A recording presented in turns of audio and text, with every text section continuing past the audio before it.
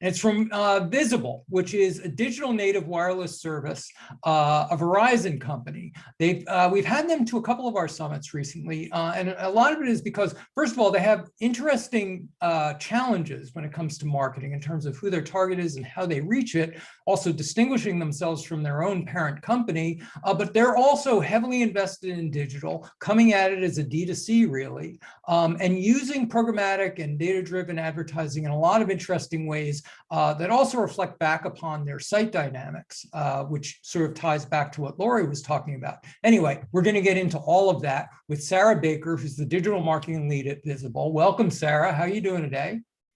Hi, Steve. Thank you for having me. I'm doing great. How are you?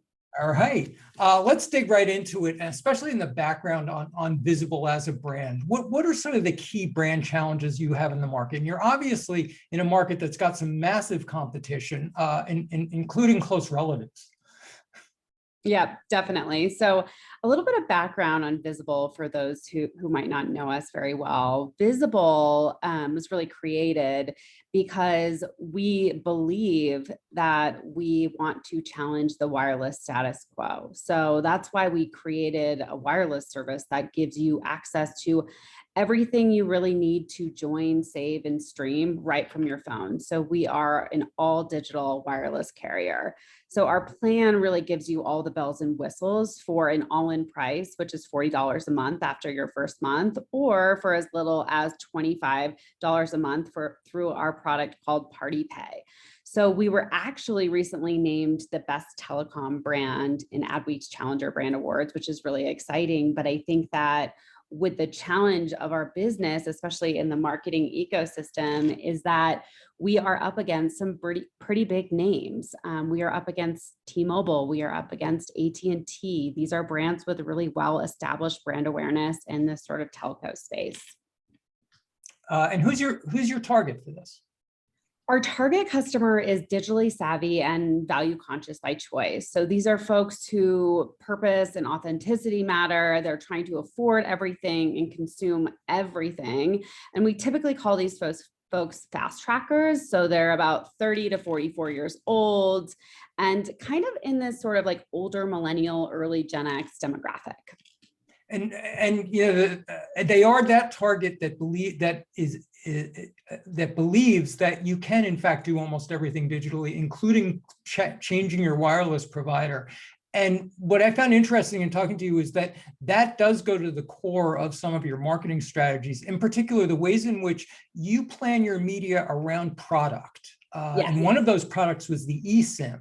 Why don't you, first of all, remind us what the eSIM is, because I'm not sure everybody remembers what that is, even though they may have it on their iPhone. And then what sort of research revealed that you could use that as a fulcrum for your marketing?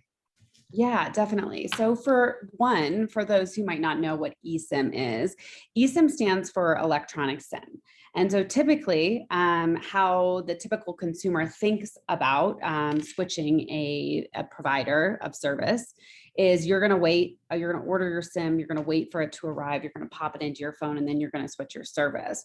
Well, in some iOS operating models, certain compatible devices, you can actually do this straight from your phone. So you have eSIM, you have an eSIM capable device, and you can quickly switch your service with a lot of different providers out there. And so I think overall, as a disruptor brand, we have to lean into what makes us unique in order to win the market. And then in addition, we also have to make sure that we're developing products and offerings that are going to make us stand out in an already established market, as I just mentioned. And so with eSIM, we were able to provide touchless activation in as little as 15 minutes. And this was really through iOS compatible devices with no additional cost to our consumers. So we decided, okay, we know that this is an offering that a lot of iOS devices have. We also see that a lot of other providers in the market and wireless carriers aren't leaning into this. We have this thing that we can, really get consumers to sign up in under 15 minutes. Let's really lean into it, which is kind of what we chose to do. And really, we were able to capitalize on our all digital offering by doing this. Let me ask Ryan to pop. We have a couple of examples of the ad campaign behind that idea. Let's ask Ryan to bring up that first image. Yep. And so really what ends up happening, because when you're looking at the addressable market audience of iOS capable devices, I mean, that's a lot of people. We're looking at around 85 million in terms of the addressable market. And with our typical media campaigns, we typically go a little bit broader with how we target. And so what we typically end up with in terms of the messaging itself and how we show up is really our product, and our messaging sort of becomes our target, if you will. So we're really kind of speaking to the consumer in this way, because we're saying switch in under 15 minutes and, get our typical value prop as you would with visible. What's the data-driven media what are the data-driven media channels that you're using in a campaign like this? Yep. And so for this campaign, really, we leaned into our more efficient media channels, and that was really programmatic display channels as well as paid social. When we're looking at that sort of fast tracker audience, they're consuming everything and they're wanting everything at their fingertips. They're on those channels, and it's also allowing us to get probably the most efficient media dollar for what we're going after. And then lastly, what I would say about it is that, typically when you're looking at an all digital offering like this, and in a product like eSIM, that is electronic SIM, and an all digital service, you're really trying to go after them in channels that are digital first. And so that's exactly what we did with eSIM.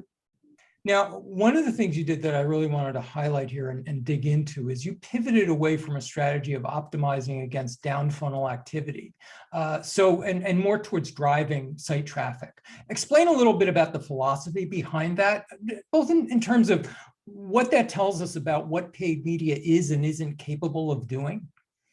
Yep, definitely. So ultimately, a decision was made to optimize towards a site visitation goal versus a down funnel behavior, such as, your typical add to cart, or when you're thinking about a D2C brand, maybe purchase. And ultimately what we found was that for a brand with very low brand awareness in the market, again, going against those well-established brands in the space, we, found that site traffic was ultimately the main optimization that we needed to make in order to hit on mass market awareness, establish our brand, build our site traffic large enough to build out a brand acquisition program large enough for future scale.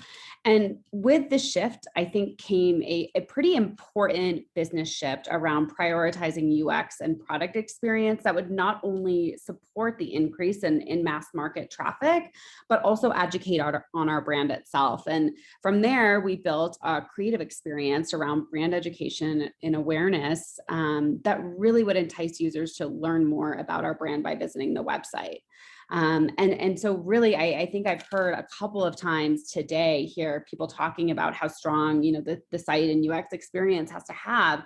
What we essentially did was said, paid media is going to serve as a lever to really drive the site traffic. And we're really going to be relying on that UX experience and that site experience to convert that user at the end of the day.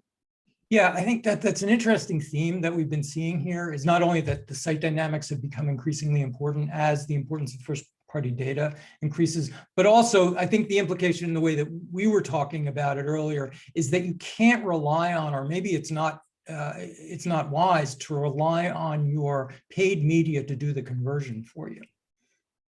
Yeah, absolutely. I think ultimately, when you're casting a really broad net, and you're also saying we're looking here at site visits, again, what we sort of got behind was that our messaging itself really needs to be buttoned up, but also your product and your messaging sort of becomes the target.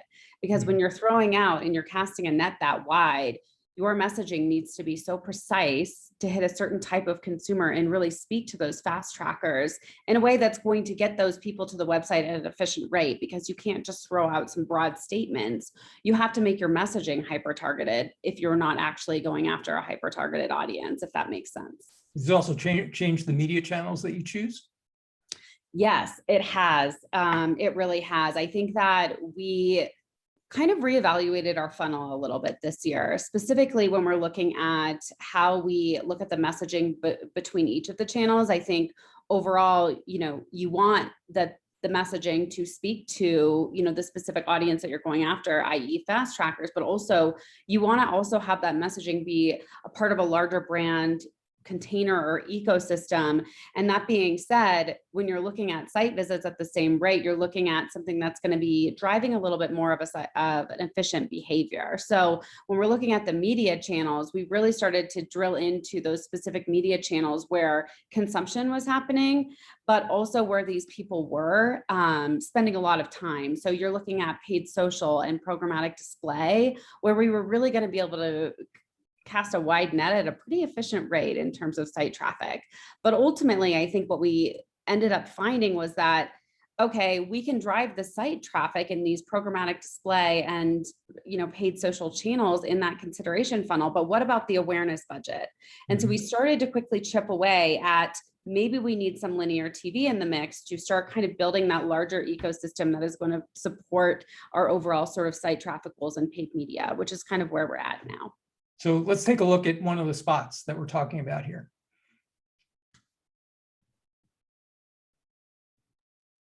Visible is wireless that doesn't play games. It's powered by Verizon for as little as $25 a month, but it gets crazier. Bring a friend every month and get every month for $5. Boom, 12 months of $5 wireless. Visible, wireless that gets better with friends. So this spot was actually part of sort of our wireless that gets better with friends brand umbrella. And you'll see that kind of trickling down through all of our assets. But ultimately, I think what you'll see in the next couple of examples is that the strategy pivoted from having this kind of brand ecosystem in this awareness and consideration funnel. And the only time we ever use our promotions is in our acquisition channels. We want to preserve that brand identity. And that's really important for driving site visitation behavior, because you don't want to become a promo brand at the end of the day. So in the next few examples, you'll kind of see that trickle through.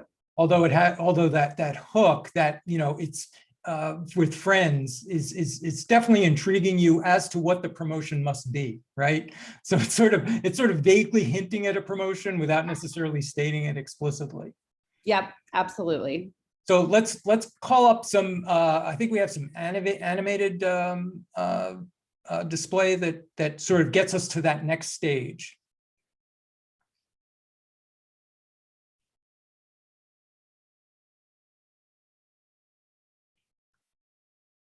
Is that it?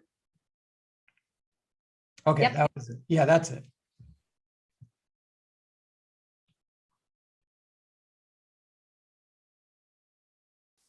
So these are in your consideration channels. Yep, exactly. So what level is this? A different level of targeting here at this point, and different media mix? Really what we're looking at here is our programmatic media channels. These will live in paid social channels. And really here we're looking at brand education and awareness, and we're driving that consideration layer of our business. We're hitting at our core value props. These are speaking directly to those fast tracker audiences. We also found that those fast trackers have a lot of hobbies as what you'd call sort of basic. They're true to our brand identity and really kind of playing this riff on that wireless that gets better with friends that you saw in the previous TV spot here with the Corgi group. And then we have another sort of cluster of display ads, which I guess is sort of adds to that. Yeah, so acquisition, as I mentioned, we're only running our promotions here. So we're really preserving that acquisition layer to drive that bottom of the funnel behavior. And really, we allow our consideration media channels to drive that site visitation behavior, and promotions are only kind of found in this site retargeting world. So these are just some examples to kind of drive that home. Really saving the promotions for the retargeting off of first party data. Yep. Okay. So if you're not optimizing to down funnel behaviors, how's the strategy impacted that bottom line? Definitely. I think this is a really interesting point, because depending on what the research is indicating about your brand awareness and where you're at, it's something that we really actively track and monitor. So ultimately what we found was that as our brand awareness in the market grew, overall, what we found was that we were able to increase our sort of subscriber base and our growth at the end of the day. So our goals thus actually just became more aggressive. So we were able to kind of like, by achieving that mass market awareness and kind of slowly chipping away at that over time, you are able to kind of increase and grow those acquisition channels. So obviously this has put a lot of emphasis on the site experience itself, probably put a lot of pressure on your web team. So how has that site experience changed accordingly? Definitely. I think one, a probable common problem to have here amongst this group. And probably it may seem like marketing 101, but I think a lot of work has been done, at least internally, to sort of curate content on our website that is going to align to the brand container. So it's sort of this relentless focus that we started to have on building that brand container throughout all of our messaging and thus the site. And so I think a lot of change has been made, at least on the site side, to develop landing pages that are going to better build out sort of the product first messaging that we have, along with brand awareness. So making sure that, you know, our product pages are also educating on Visible as a brand if we're using them for media pages. And really that alignment internal has been really key to sort of changing the way we optimize our paid media channels. They really need to feel as if the same person's talking to them in the ads as at the site. That Yes. sense of continuity, that handoff really needs to be in sync for this to work. Exactly. So how have the KPIs changed? Again, they really haven't. They've only gotten more aggressive because we've been able to, you know, slowly chip away at those brand awareness numbers and thus sort of growing those acquisition channels internally. I think that a lot of resources actually have been put around growing acquisition arms of our business, finding new channels like direct mail, growing our affiliate program and things like that that are going to allow paid media to focus on brand awareness and brand consideration and site visits. What have you learned? Anything new about the customer conversion process, since you're putting so much weight on a website where you are able to monitor and look at behaviors that closely? We do a lot of monitoring. I would say, you know, really listening to your social channels is really important, and knowing what members want. And so specifically looking at something like ESIM, monitoring social channels to figure out where is the conversation happening, what are the pain points. We're constantly evolving that experience. So for example, ESIM happens within our app. So you have to actually convert through the Visible app when you're downloading this ESIM product. And we actually had a lot of product feedback and spent a lot of hours kind of digesting that experience internally to really refine that to what consumers wanted to make it as easy as possible. Before I ask my last question, I want to remind everybody that if you have any questions, either raise your hand with the raise hand icon or put it in the chat box and we'll find you there. So what are the downsides of focusing so much on the site to convert? Things like team communication, media allocation. There's got to be a downside to choosing this path. Yeah, definitely. I would say probably the first, as you kind of mentioned, you're really relying on your engineering and site teams to do a lot of the heavy lifting here. So you're saying, okay, we have a new landing page that's going to be released tonight. We need all elements of this new landing page to be operating at its fullest functionality and capacity when we have this media launch. So really, you know, that reliance on engineering and that trust needs to be built and needs to be there and really strong in order to kind of make that happen. Another thing is, you know, probably the blind spots. I think I talked a lot about broad targeting, the blind spots of who your media target actually is versus a hyper-targeted approach. So we're sacrificing going after those hyper-targeted audiences for the kind of efficient cost per site visit that we're getting. And then last, I would say, you know, traditional media investment is a tough sell because you're relying on a certain number of site visits and that sort of quantity and that sheer volume to drive, that brand awareness and considerations versus traditional branding measures. So it takes a little bit more education and sort of a lot of internal conversations to get there. So let's open it up and see if we have any audience questions. I got my own wrap question, but let's see if we have any questions from the group. Well, just Sarah, in terms of you're putting so much emphasis on the landing page and having to really coordinate that, but also because you are talking branding and awareness, are you also building the content on your website? Is that an important factor in all of this? So then people will continue to look at you as a source, and go to your site for those reasons. Yeah, that's a really great question. Yes, absolutely. So a lot of things need to happen, not just the media landing pages that you're putting out there. Lisa, to your point, is what are the reviews that we're putting on these pages? Can we build out a hub and have a content focus where we're talking about new things that we're doing, awards that we're winning as a brand to establish trust is probably the number one thing that I think about, is that when you visit one of these challenger brand websites, visit any sort of in the space, and you'll see that a lot of them have these content hubs, they have reviews, and really building up that element of the website is a really strong thing as well, because you have all these new website visits who know nothing about you, and you really need to teach them and educate them and build that trust. Is there anything beyond the eSIM? I mean, you've chosen that one product. You guys have another one in store? We do. We have another one that we lean into a lot in our sort of like evergreen messaging, and that is a product called Party Pay. And so Party Pay is really Visible's way of diving into the community focus of our brand. We are a brand that really stands behind communities and building those communities, and it lets you team up with complete strangers, friends, family members, and you can all get together in a party and save on your phone bill. So it's been a really inventive and innovative product for us. Again, going after that sort of challenging the status quo, and people are really leaning into it and getting behind that, kind of standing behind that wireless that gets better with friends umbrella. Wow. Sarah Baker, thank you so much for this. This was really fascinating. That's great. Thank you, Sarah. Thank you all so much for having me.